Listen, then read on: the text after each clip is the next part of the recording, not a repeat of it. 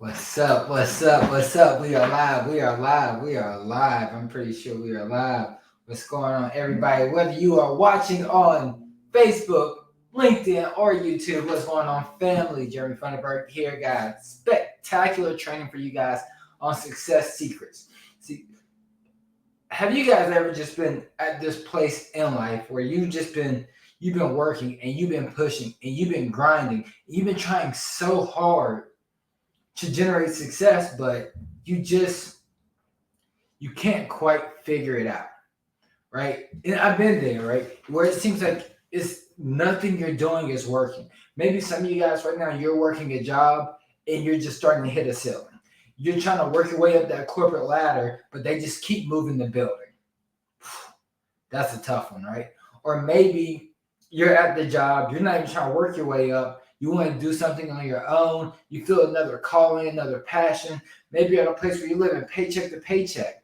Maybe you're not living paycheck to paycheck. You're making six figures, but you don't have any time to enjoy it. You spend more time with your boss than you do with your spouse, than you do with your own kids.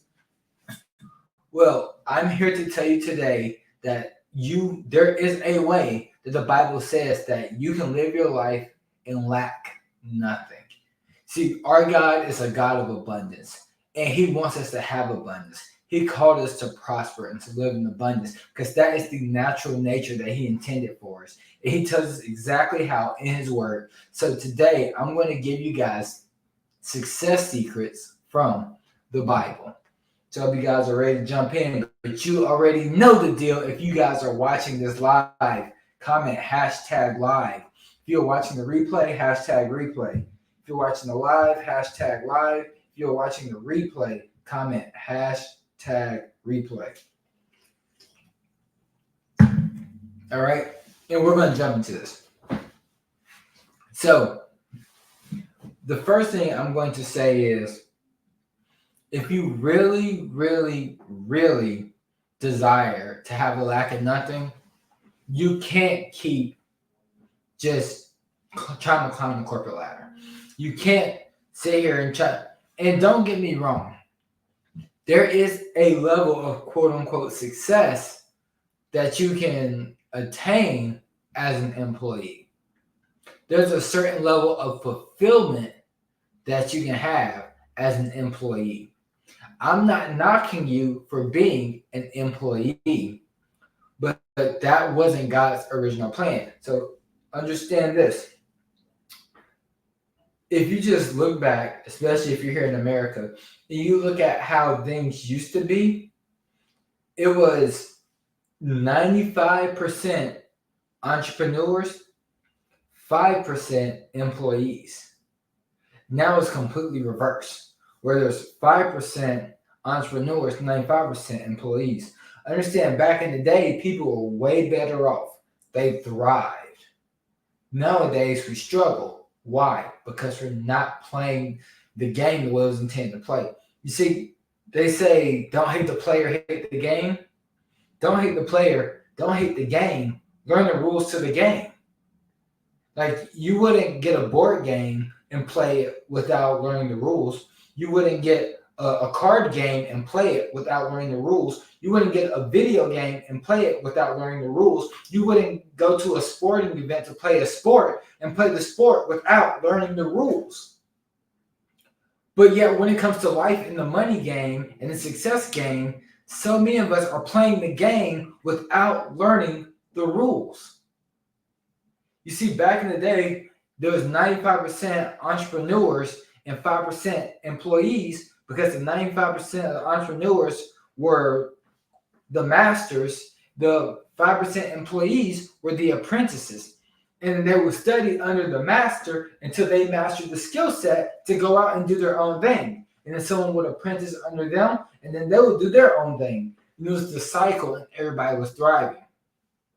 Jeremy, you're just saying that because you want everybody to be an entrepreneur, because you're trying to sell them a program, because you're... Stop that. Stop that. I'm giving you guys this information for free right now. You can go to my YouTube. You can go to this Facebook group. There's a ton of free information. I'm not trying to sell you anything. If there is anything I'm trying to sell you on, is I'm trying to sell you on exactly how you could live a life of success and lack nothing. So, first thing I want to show you guys, if you guys have your Bibles, if you don't have a Bible, I suggest you get one. Some powerful stuff in there. First Thessalonians, we got 4:11 through 12. Guys, if you don't get anything else, get this one verse. This is just the basis. Everything else I'm about to say after this is going to build upon it, and it's going to get so strong. But understand this, in 1 Thessalonians 4:11 through 12, it says, and that ye study to be quiet and to do your own business and work with your own hands as we commanded you, that you may walk honestly toward them that are without, that you may have lack of nothing. I'll read that one more time, especially because I'm not the best reader. Right? And that ye study to be quiet and to do your own business. There it is. Do your own business and work with your hands as we recommended you, that you may walk honestly toward them that are without. That means pay your bills on time, and that ye may have lack of nothing. God's plan for you to have a lack of nothing is to start your own business, make money, pay your bills, take care of other people, and then you will have a lack of nothing. So I want you guys to understand that you should start your own business. Jeremy, that's not as easy as you make it sound, because I don't have the money, I don't have the know-how, I don't have good credit, I don't have a support system, I get it. You don't have anything but an abundance of excuses. You don't have anything but a bunch of limiting beliefs. Understand this.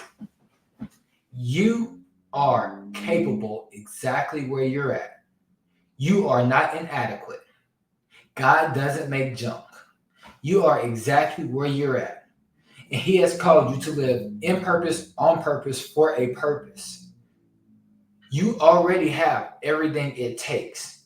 The only thing you're lacking is making a decision. It's making a decision to start, and hopefully today I can help you make that decision. So, let's go into this. You guys heard me talk about a lot of this stuff before. You guys have heard me talk a lot of this stuff before. Let's go to Genesis 1:28, where it says, and God blessed them and said unto them, be fruitful and multiply, replenish the earth, subdue it, and have dominion. Genesis 1:28. See, in Genesis 1:28, God gave us, right? Actually, I'm going to break this down way deeper than I fully intended to. Because we must understand, I talked about, if we're going to play the success game, we have to learn the rules. So understand that, like, if you're playing basketball, understand there's a set of rules and there's some parameters. You have a court. The court has out of bounds lines. It has a half court line. You can't go out of those lines or you're out of bounds. There's a platform and parameters that you must operate in, right? You must understand that there's also goals. There's 2-pointers, there's 3-pointers. So the free throw lines where you get 1 point. So you guys got to understand that there are rules and there are parameters. There is a platform that we start upon. See, God gave us the platform that everything we do in life, we are bound by those parameters. So Jeremy, what's the platform? It says, in the beginning, God created heaven and the earth. Did that go over y'all's heads? Do I need to slow it down a little bit? In the beginning, God created the heaven and the earth. Okay, Jeremy, I'm still not getting it. In the beginning, what's that? So if we're talking about the platform, in the beginning, that's time. Before, in the beginning, there was no time. In the beginning, God created the heavens. What's that? That's space. And God created the earth. That's matter. In the beginning, God created the heavens and the earth. Time, space, and matter. That's the platform. That's what governs everything we do in our existence of life. Everything we do is in that platform. All right.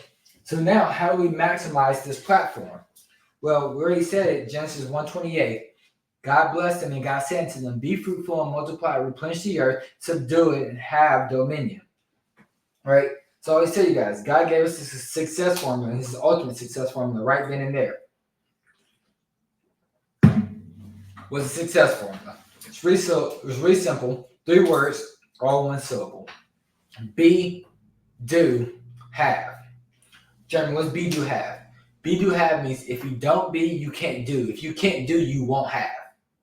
If you be a little, you'll do a little. If you do a little, you'll have a little. But if you be a lot, you'll do a lot. And if you do a lot, you'll have a lot. This is making sense. Drop a comment.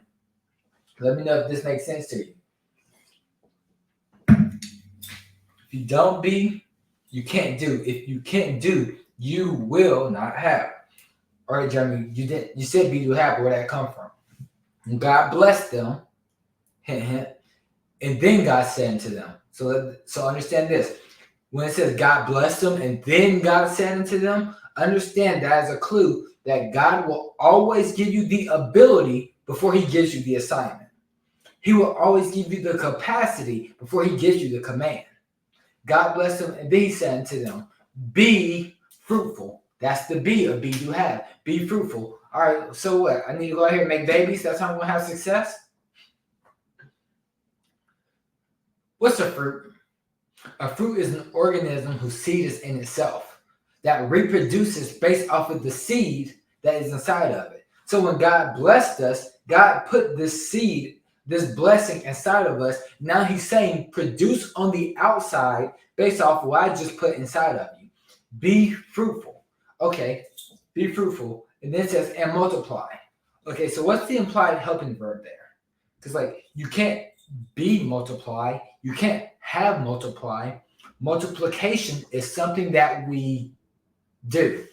Be fruitful, do multiply. What's multiply? Multiply means to increase. So God put this blessing inside of us, and he wants us to produce on the outside based on what he put inside of us and increase.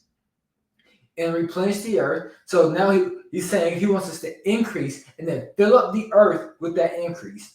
Be fruitful, do multiply, do replenish, do subdue. All right, what's subdue? Subdue means to stomp or to trample. Because we already know that as soon as we decide to do something good, the first thing that shows up is not going to be something good. When we decide to do something good, the first thing that shows up is going to be difficulty. It's going to be challenge. It's going to be struggle. It's going to be someone trying to do us damage. Right? So why does God say subdue? Because he's telling us, hey, all these things are going to come against you, but you're bigger than everything that tries to stop you, so stomp it. Trample down anything that gets in your way, and then have, that's the have dominion. Be, do, have. Okay, Jeremy, so that's the formula, be, do, have. So I must focus on being. Okay, but what does that have to do with the platform? Well, to become the person that you need to be to have the stuff that you want, that's going to take time. The purpose of time is being. The purpose of time is being. Well, what about space? You see, if I don't have space to operate, doing requires space. If I'm confined and constrained, I can't do anything. So the purpose of space is doing. And what's matter? That's all the physical things. The purpose of matter is having. Be, do, have. I think I'm going to go really in depth with this training, so I hope you guys really just lock in with me, right? Please just lock in. You guys just catch what I'm giving you in this training, like it's going to be life-changing. All of you guys can start your business and be making ridiculous amounts of money in a very short period of time. And I know people are like, well, you got to get rich quick. What? So what you telling me? You want to get rich slow? You see, There's a problem. There's a difference between get rich quick and money for nothing. And I know the Bible warns about get rich quick, but what you guys think is rich is not rich. We've been so programmed to poverty that levels of wealth, quote unquote wealth, which isn't really wealth. Like if I ask a lot of you guys, this isn't where I was planning on taking this train, but this the Holy Spirit was leading me. I'm gonna go here. Here's my way of always identifying where somebody is mentally. Are they actually wealth-minded or not? If I ask them, is $1 million, like if you make $1 million, are you rich? If you make $1 million, are you rich? And I ask them for the answer. And if they tell me, and I can tell where their mind is by how you answer the question. If they say yes, if they say no, I know their mind isn't there. Well, it's not programmed for wealth yet. Because the correct answer to that question is, well, how long did it take me to make the $1 million? If you made $1 million, but it took you 40 years to make the million, are you wealthy? No. If you made $1 million and it took you 20 years to make the million, are you wealthy? Well, you're twice as wealthy as the person that took 40 years. If you made $1 million and you did it in a year, are you wealthy? 20 times wealthier than the person that took 20 years. If you made $1 million and it only took you a month, are you? See, understand the amount of money didn't change. The only thing that changed was the amount of time to produce the money. Because wealth isn't measured in money. Wealth is measured in time. And the only way you can condense that time is by being the person. That's why the purpose of time is being. Because when you become the person that can produce like that, wealth becomes natural. Wealth becomes easy. Wealth becomes normal. Wealth becomes abundant. But you must first be the person. Because you must understand this. You will never consistently act in a way that's inconsistent with how you see yourself. Rewind that. You will never behave in a way that's inconsistent with whom you see yourself as being. Don't know if you caught that. I said, you will never behave in a way that's inconsistent with whom you see yourself as being. In other words, you must be in order to have. That's why the process is be, do, have. If you don't be, you can't do. If you can't do, you will not have.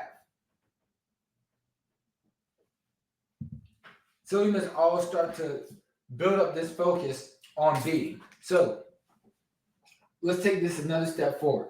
And like, I know it sounds so simple, but when you fully get this, you will start to realize everything you're missing in your life is just coming as a result to who you are being.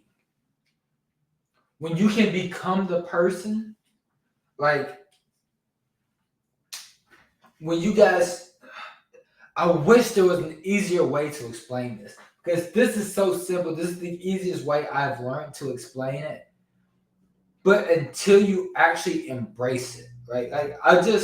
I ask that you all ask the Holy Spirit for eyes to see and ears to hear, to start to get this unlock.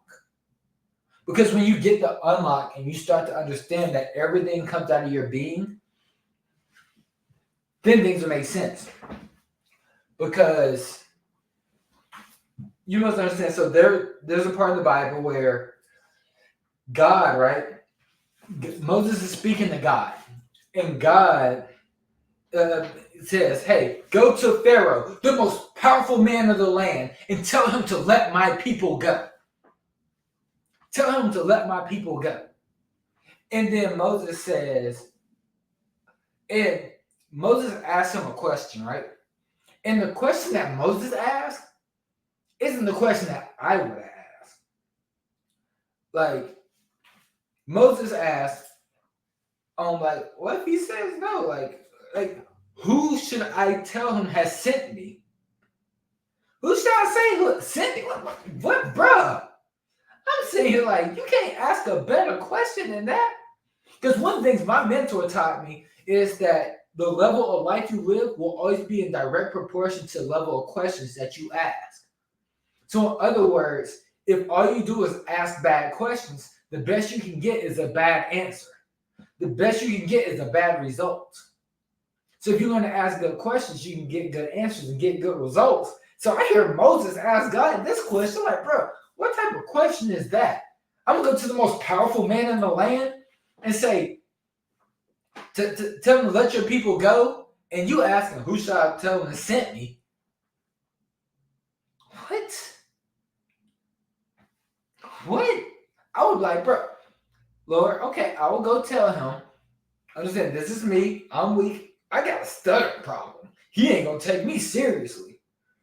So what should I tell him you gonna do to him if you don't let his people go? Like, how many of y'all feel me? That's the type of question I would have asked. Like, Lord, what you gonna tell him you gonna do to him? But Moses didn't ask that. He said, who shall I say has sent me? Why? Because Moses understands something that most of us never realize. It's that all authority flows from identity. All authority flows from identity. In other words, when he tells Pharaoh who has sent him, the who is telling him to let the people go has to be a higher who than the one that he's commanding. Because all authority flows out of identity. So being speaks directly to your identity. All being flows from identity. So check this out. I'm going to see if I can find this in this book. I was reading this the other day. Golly. I was not planning on doing this, but I read this in this book. And it just happens to be here. So I was like, yep, let me find this, because if I can read this to you, and hopefully it strikes you as powerfully as it did me. Right? If you guys are getting fire already, like, drop fire in the comments. Let me know y'all still with me. Let me know y'all still with me. I might not be able to find it. I know I can, though. Because if you guys can just get this, I know I already passed it. Ain't no way I didn't pass it. But it spoke to identity, and it was crazy because this is a book. It's called Don't Shrink Your Dreams, Enlarge Your Faith by Terry Segal Ford Ministries, right? Here we go. All right. So maybe it was on this page. This is the very beginning of the book. God's word says in Matthew 9:29, be it unto you according to your faith. In other words, if you can believe it, you can receive it. When you do what I'm about to share with you in this little book, I believe that it will be like a domino effect in your life. You can have 4,000 or 5,000 dominoes stacked in line, but all you have to do is gently push one down, just one domino, and this sets in motion a chain reaction of all other dominoes falling down. In fact, the world record of dominoes falling down is 4.4 million in the Netherlands on Domino Day, and it all began with one push. So, what's the first domino in your life that if you were to knock it down will cause a chain reaction and all other obstacles will come crashing down? Doors of opportunity will open, new relationships will form, and divine connections will be made. Promotions, increases, and favor will come in your career and business. Dreams achieved. I believe the first domino is your identity. What you become and achieve all boils down to the way you see yourself. If you're going to achieve the dreams in your heart, you have to change the way you see yourself. You have to believe in yourself a little more. This one little thing affects everything. It affects your career, your relationships, your salary, your body, your relationship with God, everything. Drop fire if that was fire for you guys. Everything comes down to your identity. That's the domino. If you get that one piece, everything comes crashing down. So when God tells him, that I am has sent you, now all of a sudden, you should be like, bro, like, I am.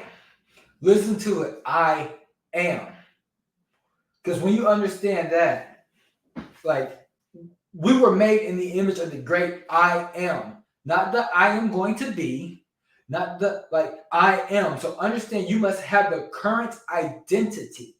You must work on currently seeing yourself. You must see, feel, hear, everything. Once you have the results, imagine in your mind what that's going to be like. Put yourself there.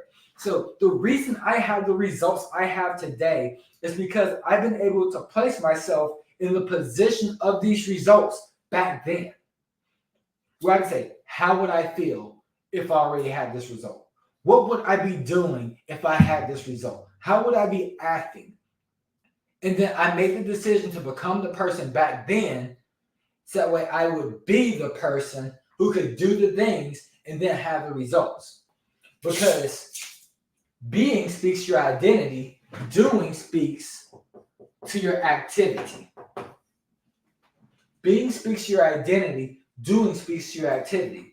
See, when you become the person, it's just naturally, instinctively for you to do the thing, right? So before I had a team, before I ever had a team, I knew I was going to lead a thriving team. I knew I was going to be leading this team because I wasn't going to be the solopreneur forever, right? So I would wake up early in the morning and sit down at my computer with Zoom pulled up like I was going to have a team meeting, even when I was my team. And I would be the person, and because I was being the person, I would naturally do the activities. So as I started doing the activities, everything lined up to the point where now I could wake up and do a Zoom meeting with my team. I would walk around the house and envision myself speaking to crowds, getting the crowds hyped, getting the crowd wild. I ain't got no following. I'm an introvert, don't even know how to speak. And now I'm going across the country speaking on stages because I allow myself to become the person. See, we're made in the image of a God who calls those things that are not as if they are. So imagine yourself already being the person. So ask yourself, whatever your goal is, if your goal is $1 million, what would $1 million me be doing right now? Would $1 million me be goofing off, watching a movie, reading a book, attending a meeting? What would $1 million me be doing? And envision that. And the more you see yourself as that person, you will naturally start to do those things.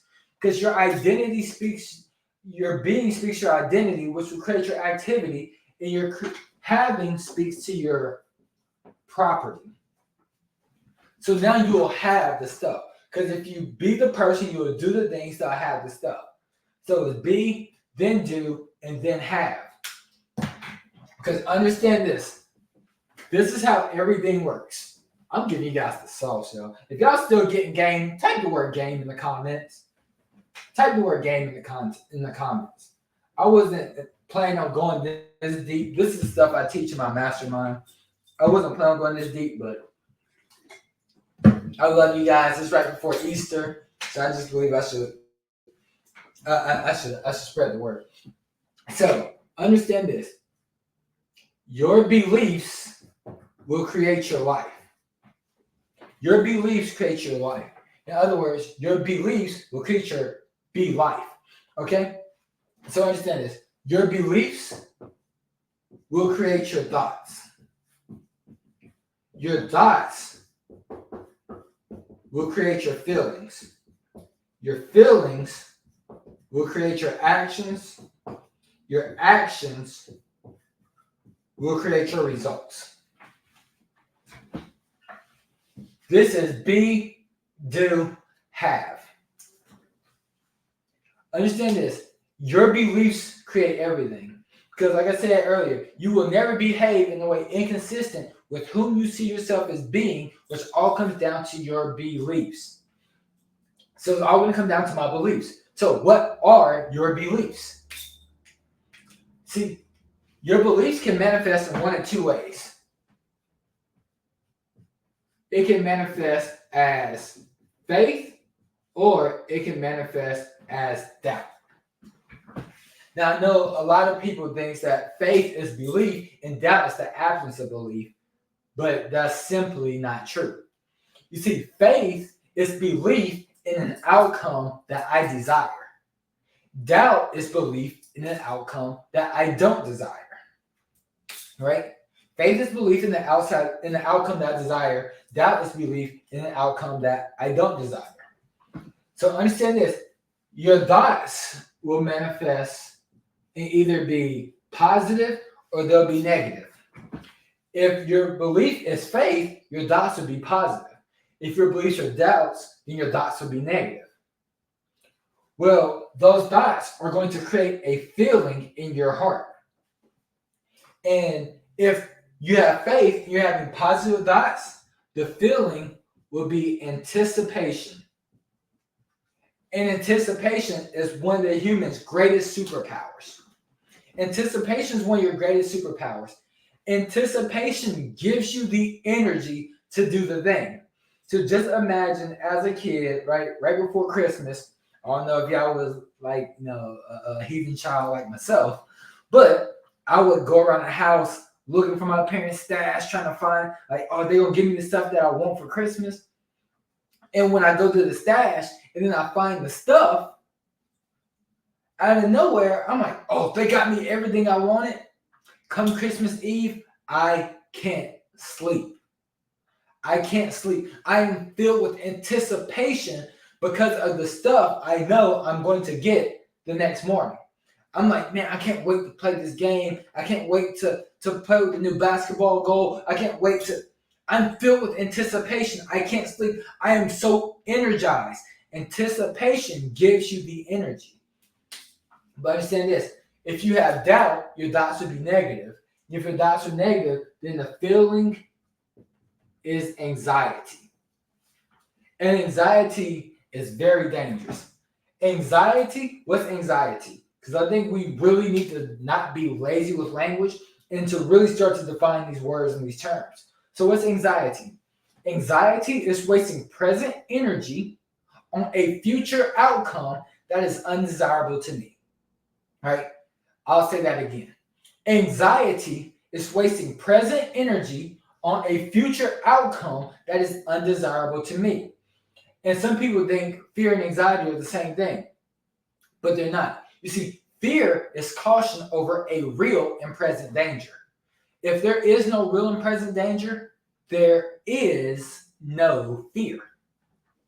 But like, let's say if I'm sitting here in this chair, I got my door right here, and a pit bull came charging in through the door, a raging pit bull. And I get this feeling in my heart, that's probably fear. Why? Because there is a real and present danger there. But if I'm sitting here thinking like, oh, I want to start the business, but what will all my friends think? What people think I'm crazy? What people think I'm a fraud? What people think that, who am I to be doing this? Like, I don't deserve. See, that's not fear, that's anxiety.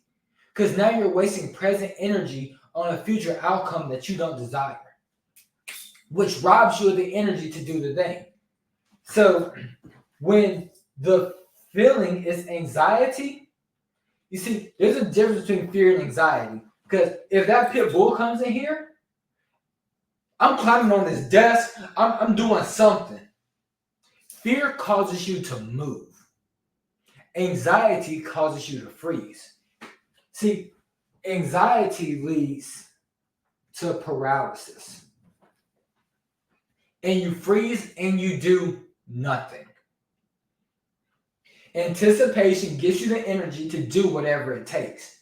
Anxiety takes away your energy and leaves you frozen. So you do nothing.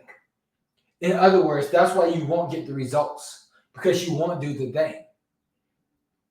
But if your beliefs are positive and you be the person who actually believes, then you have positive thoughts, which leads to anticipation, which leads to your actions, which leads to you getting the results that you want. So understand this: your beliefs create your thoughts create your feelings create your actions, my friends, will create your results. I'm going to go deeper on this, but so far, if that's good, type "that's good" in the comments. If this is good so far, type "that's good" in the comments.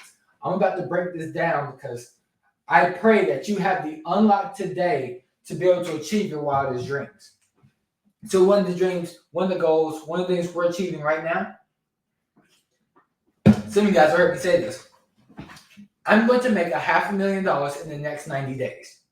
I know I'm going to do it, and my wife and I are about to buy a $1.3 million oceanfront penthouse. All right, 4,000 square feet, beautiful. Jeremy, how do you know? How do you know that? Check this out. I'm going to write this on the board.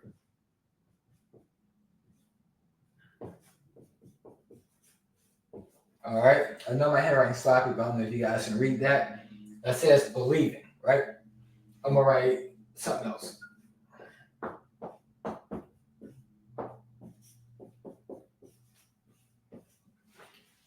Believing, right? How about this?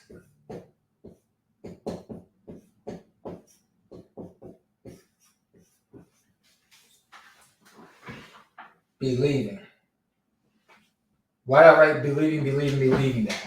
See, believing is a powerful word because it has other words in it. If you will observe, I will be living what I am believing, even though I be lying. I will be living what I am believing, even though I be lying. What's that mean? It means anything I tell myself about a future result, I made it up. Anything I tell myself about a future result, I made it up. If I say, man, when my wife gets back from the grocery store, we're going to eat lunch together. Right? When my wife gets back from the grocery store, we're going to eat lunch together. Sounds reasonable, right? How many of you guys ever said anything like that? Well, understand this. How do I know that? You see, the reality is my intention is for me to have lunch with my wife when she gets back from the grocery store. But how do I know she's going to make it back from the grocery store? I would be like, this is not going to happen.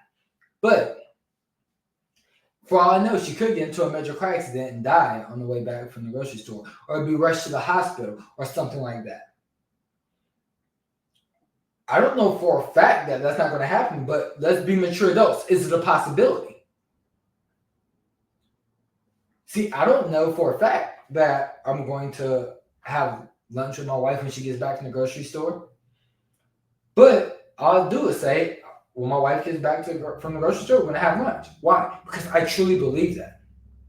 But just because I say it, does it make it true? No. If I say the opposite, does it make it true? No. When I say I'm going to make $500,000 in the next 90 days, does that make it true? No. But if I say I'm not going to do it, does that make it true? No. Anything we tell ourselves about a future result, we made it up. You see, here's the crazy thing about belief. If we define words, which I think is very important, my mentor said, Jeremy, there's two types of people in life. People who read the dictionary and people who don't. People who read the dictionary and people who don't. Okay, so what does the word belief mean? The belief means to accept something as true. All right? Belief means to accept something as true. Well, I find it funny that there's another word in the middle of that word, which is lie. Literally, in a word that means to accept something as true, in the middle of that word is the word lie. Now, I believe that's what most people call an oxymoron. To accept something as true, but it says lie. Why? Because our beliefs about a future outcome are all things that we lie. And then we lie about it until it comes a reality and we accept it as true. Or should I say we accept it as true and then it becomes our reality. You see, most of us, our identities were formed by lies.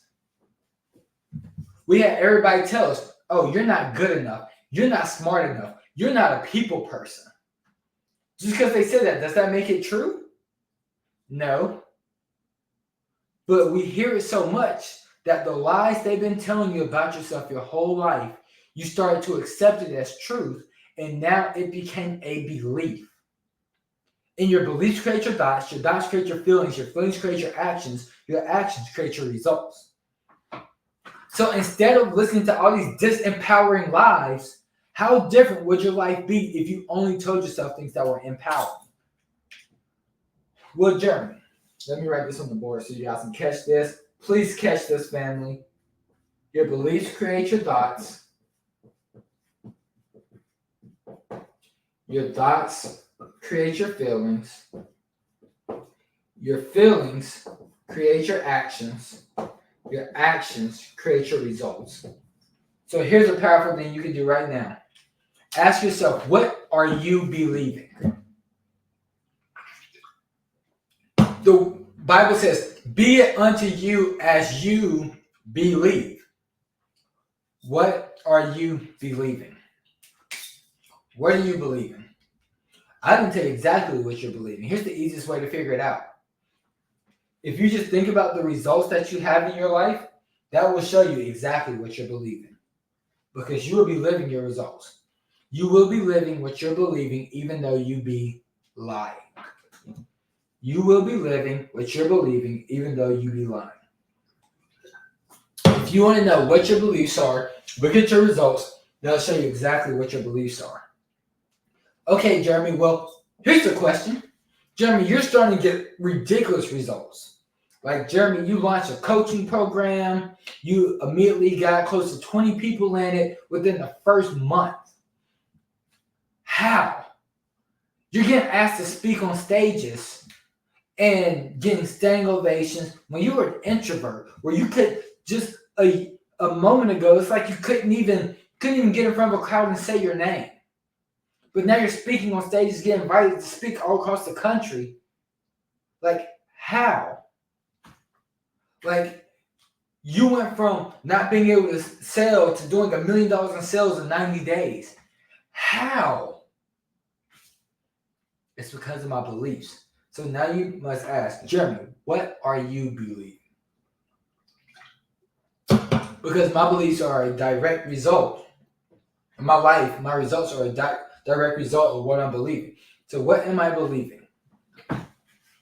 Well, before you understand that, we talked about how the purpose of time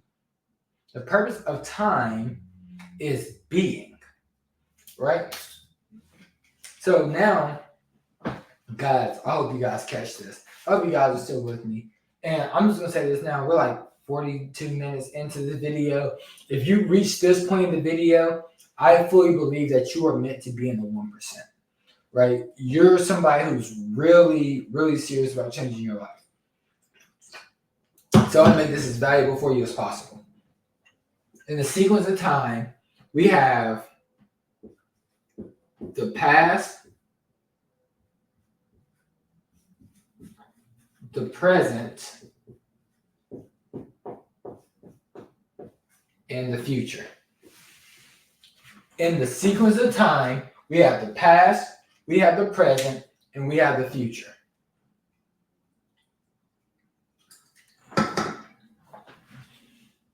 So I always ask people, in the sequence of time, which comes first? The past, the present, or the future? Right? Is that a good question? Yes or yes? For most of y'all, like, no, it's a stupid question. And I ask people this, and people say the past comes first. You got the past, you got the present, and the future. And then I just smile, and I say, nope. And then they say, oh, well, it's the present. No, that's the thing that cracked me up. That's always your ask me, go, no, I'm in the present. You did. You did not mean to say the present. But even if you did, you still wrong. You see, in the sequence of time, the future always comes first. What? Yeah. The future always comes first. Everything happens in the future first. See, here, I'll prove it to you guys. What time is it? Right now, it is 2:45 p.m. Eastern Time. 2:45 p.m. Eastern Time. Understand this. It is not quite yet 2:46. In that 2:46 is a time in the future. So understand this, right now it's 2:46 in the future. A minute later, it would be 2:46 in the present. A minute after that, it would be 2:46 in the past. You guys catching that? Right now it is Saturday. Tomorrow is Sunday. That's still in the future. Sunday is a future day to come. But a day later, it would be Sunday in the present. And then a day after that, it would be Sunday in the past. It would be Monday and Sunday would be in the past. Everything happens in the future first. Okay, Jeremy, so why are you saying this? Because I'm talking to you guys about my beliefs. Because your beliefs will create your be life. You will be living what you're believing, even though you be lying. So understand this. Everything happens in the future first. So now you must say, okay, why is that significant? Because now we must define words. So what is the definition of future? Right? If you look it up, family, if you look at the definition of future, it says the time or a period of time following the moment of speaking or writing. Time regarded as still to come. So the time or period of time following the moment of speaking or writing. In other words, as soon as I spoke, I'm going to make $500,000 in the next 90 days. It was already done in the future. You see, I believe that as soon as I spoke it, based off the definition of the word, it's already done in the future. So it is my belief that God's already worked everything out for it to be done already. So now it's just happening in the present. See, remember I told you guys, we talked about the feeling, and we talked about anticipation, and we talked about anxiety. We talked about anticipation, we talked about anxiety. Guys, catch this. I'm telling you, you want to catch this. What's my belief? See, my coach, he told me about a book to read, right? He says, I recommend everybody read this book. So immediately, this is on a Monday, coach said, get this book. Monday evening, he said, get this book. Guess what I did? Right then and there, ran the play without a delay. Went on Amazon, placed an order for that book. Understand this, family. Come here. Catch this. Listen close. Grab your pens, grab your paper. Catch this. As soon as I put in my payment details and hit submit, and it said order complete, at that moment, I received ownership of that book. That book is now mine. I already paid for it. That is my book. I received ownership. Catch this. Did I have the book yet? No, it said the book. I looked at the shipping details. It said the book will be at your house Thursday. Okay. So guess what? My belief is I already received ownership of the book. I already received ownership. So I believe that book is going to come on Thursday. Why? Because it said, order complete, your book will be there Thursday. Okay? So that's my belief, is I'm going to have my book. Did I get my book? Yeah, I believe I was going to get my book. I got my book Thursday. Y'all see anything like, what's that got to do with anything? Like, that's how it works. Like, that doesn't take a level of belief. You place the order, the book gets there Thursday. Okay, that's how it works. Catch this, family. I didn't have the book yet. I didn't have it in the present. I received ownership of it on Monday. I wasn't going to have it in my possession in the present until Thursday.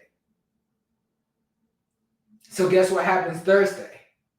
Thursday, I have anticipation waiting at the mailbox, knowing I'm about to have in my possession what I've already received ownership of.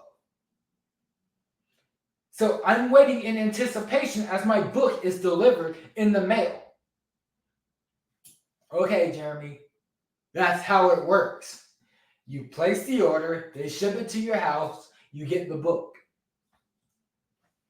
What's my belief? My belief is once I spoke, I'm going to make $500,000 in the next 90 days. I've already received ownership because I know that by definition that the future is a period of time following the moment of speaking or writing. So the moment I spoke it, I already received ownership. Come here, family. I've already received ownership of it in the future. So now, since I believe I've already received ownership. I believe God has already worked everything off. Now come here, family. I'm just waiting on the shipping. So now I am waiting in anticipation for me to receive in my possession what I've already received in the future.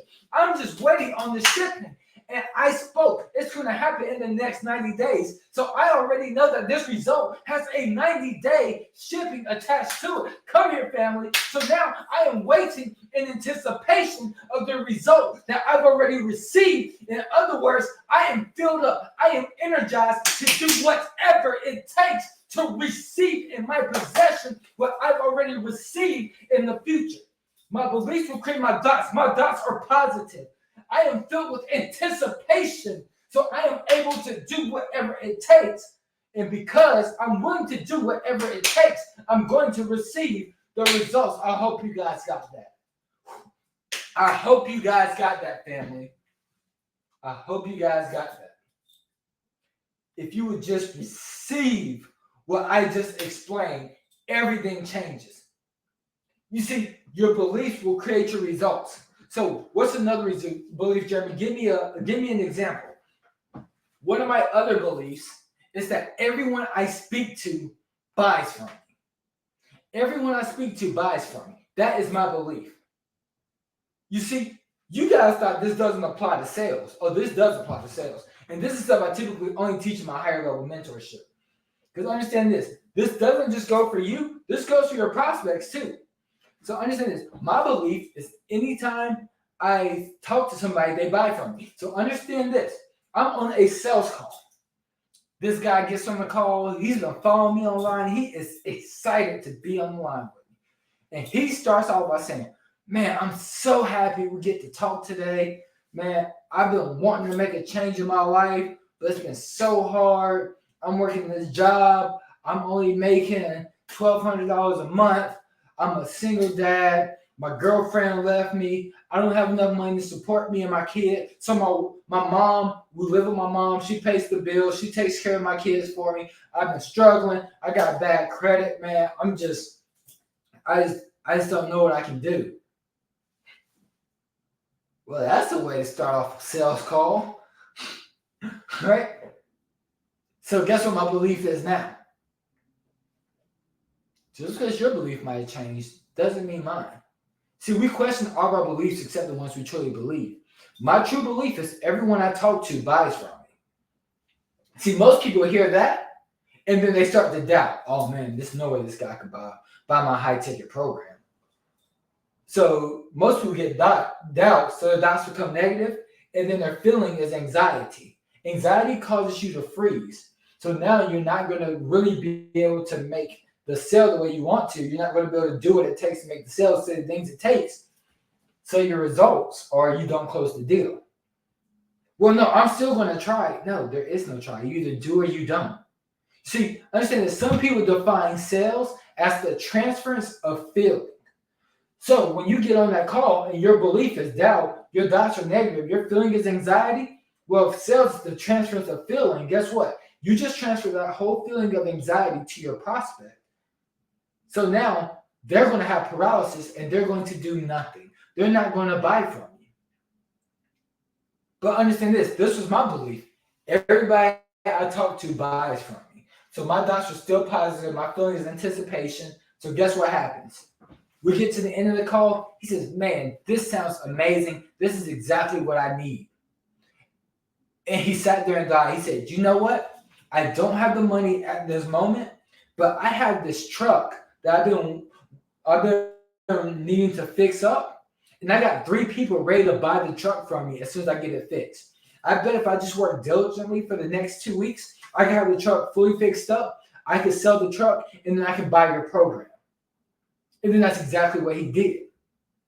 Because your beliefs create your results. I don't care what it is, what arena, what area of life, whatever you believe will create your results.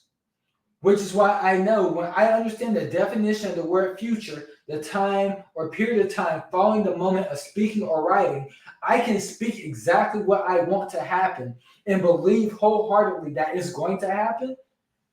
Then I will have positive thoughts about it, full of faith, full of anticipation, which will give me the energy to do whatever it takes to get those results. So guys, the first thing I need you guys to believe is, if 1 Thessalonians told us that our key to having a lack of nothing is to have our own business, now I must think, okay, well, I'm going to start my business. What if you don't have the money? What if you don't have the resources? Guys, you are not inadequate. You are not inferior. You already have whatever it takes, and we're in the best period of time to ever start a business. So I'm going to wrap up with this. Let's just look back at the sequence of time. Wait, there we go. Back in the day, we had the agricultural age, right? So guess what? Back then, there was a lot of farmers. So guess what? Whoever had the land had the wealth. Whoever had the land had the wealth. Well, then we moved on to the industrial age. So guess what? Whoever had the machines had the wealth. If that's making sense so far, say that makes sense. Drop a comment, let me know. In the agricultural age, we have farmers, so whoever had the land had the wealth. Then we moved to the industrial age, where whoever had the machines had the wealth. Come here, family, get this. We are now in the information age. So guess what? Whoever has the information has the wealth. You have information right now.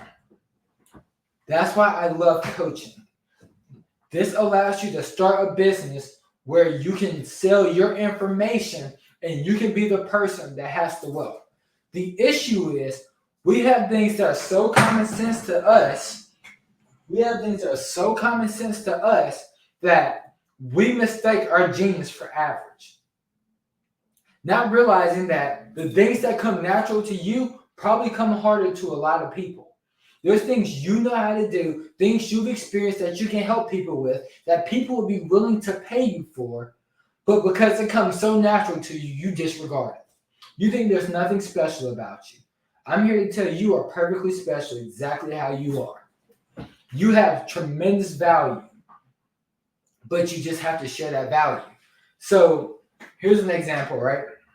Like, there's people like me. People see me come up here. I talk about business, things like this. People love it. They say, yeah, Jeremy, of course you can sell your knowledge and you can make tens of thousands of dollars in a day, because you know all this business stuff. You guys have never seen me in the morning when the toothpaste tube gets low, and I don't know how to get toothpaste on the toothbrush, so I have to ask my wife to help me. You guys don't understand that if you ever see me grab a broom and try to sweep, it is an ugly sight.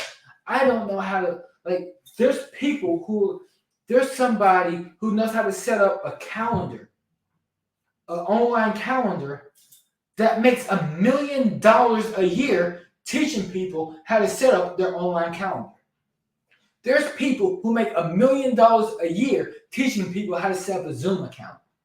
There is a guy who is making $500 a month selling stuff on eBay, who created a $1,000 course to teach people how to make $500 a month selling stuff on eBay, and now makes $50,000 a month selling a course teaching people how to make $500 a month. And y'all like, well, he's getting the bigger end of the stick. Like, no, they pay him $1,000 to learn how to make $500 a month. It takes them 2 months to make all their money back, and then it's just profit from there. Say pay $1,000 to learn how to make an extra $6,000 a year.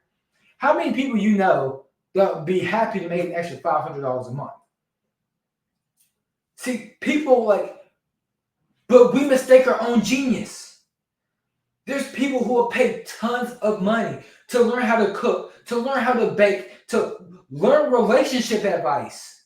We have people that come to us advice all the time and we just give it for free. You see, in the Bible, King Solomon, get this family, King Solomon was a consultant to his contemporaries. It says kings and queens will come from around the world to ask Solomon for his advice. There was a lady that paid him 120 talents of gold. This is what I said when we talk about get rich quick. Like, if I say, yeah, you can make $1 million in the next 12 months, y'all hear this get rich quick. That's not even rich. Because now I'll look up how much is a talent of gold? How much is a talent of gold? How much is it? Or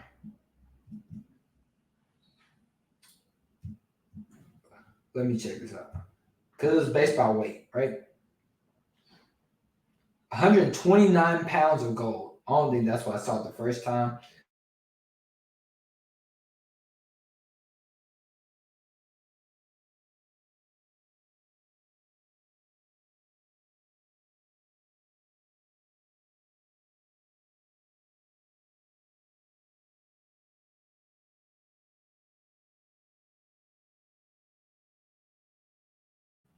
Don't lose me. There we go. We're back. How much is a pound of gold worth? A pound of gold, $20,000. A talent of gold, 100 times 22. That's $20,000. One talent of gold is for 2.20, 120 pounds.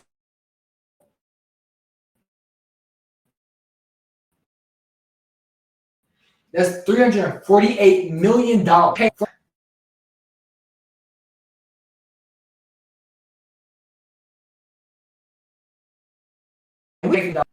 All right, my camera's constantly going out. I think that's a sign we need to wrap this training. I'm probably giving you guys too much game.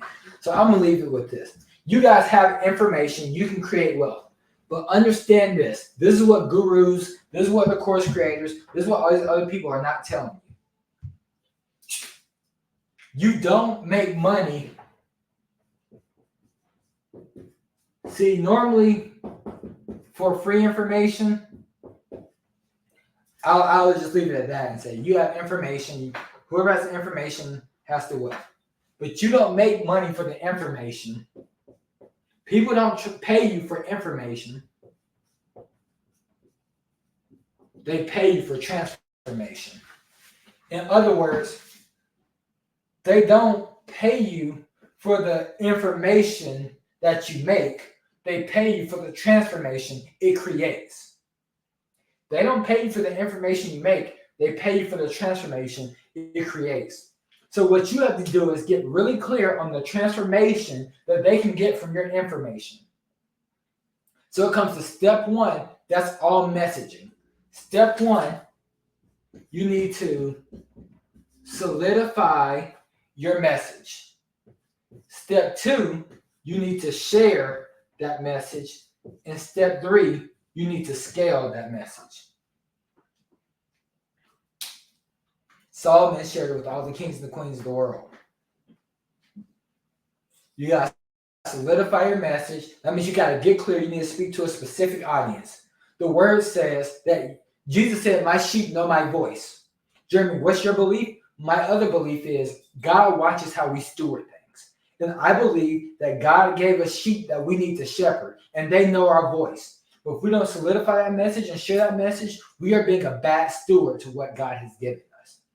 That's why I come on here and do these lives. And I'll go for a full hour plus, just teaching you guys liberally, just giving away all this information for free. And then, like, honestly, the main reason people pay me is so that they can get in a more intimate setting with me and learn this stuff. But regardless, I understand that I have to shepherd and be a good steward of the people God has called me here to serve. So whether people are paying me or not, I'm going to come here. I'm broadcasting on Facebook, LinkedIn, and YouTube for free, giving all this information for over an hour so that you guys can get value. Solidify your message, share that message, and then scale that message. So guys, hope you guys got value from this. If you did, drop fire, share this with anybody you believe can get some more value. I love you guys. I appreciate you guys. Hope you guys have an incredible Easter tomorrow. And I'll see you guys next time.